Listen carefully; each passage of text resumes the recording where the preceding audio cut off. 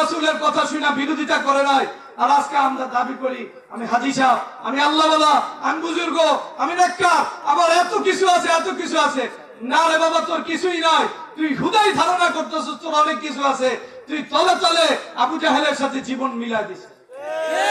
আবু জাহেল, বললাম যে মসজিদ গুলো যখন কি শূন্য হবে বলেন, ঈমান শূন্য হবে, হেদায়েত শূন্য হবে।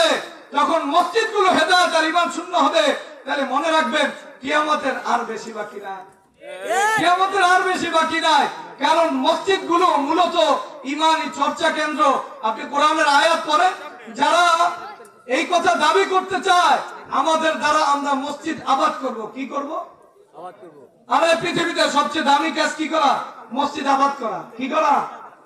মসজিদ আবাদ করার জন্য আল্লাহ তাআলা যে গুণ পবিত্র কোরআনে বলছেন, আল্লাহ তাআলা পবিত্র কোরআনে বলছেন ইন্নামা ইয়া'মুরু মাসাজিদাল্লাহ মান আমানা বিল্লাহি ওয়াল ইয়াউমিল আখির ওয়া আকামাস সালাতা ওয়া আতাজ যাকাতা ওয়া লাম ইয়াখশা ইল্লাল্লাহ ফাআসা উলাইকা আইয়াকুনু মিনাল মুহতাদিন। আল্লাহ বলতেছেন নিশ্চয় এর বাইরে কেউ মসজিদ আবাদ করতে পারবে না। মসজিদ আবাদ যদি করতে চায়, এক নম্বর শর্ত হলো এর আল্লাহতে ঈমান আছে। কাতে ঈমান আছে? আল্লাহতে ঈমান আছে, আল্লাহর প্রতি ঈমান আছে। যে মসজিদ এই করতে চাইবে আল্লাহর প্রতি ঈমান আছে। আল্লাহর প্রতি ঈমান মানে হলো আল্লাহর কোন হুকুম যদি আমরা শুনি তা বিরোধিতা করা।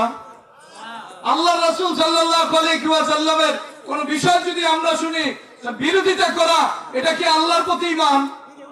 আল্লাহর প্রতি ঈমান। এর দ্বারা মসজিদ আবাদ হয় না, মসজিদ নষ্ট হয়।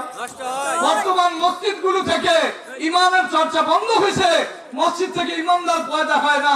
এর কারণ হইল এইসব লোকগুলো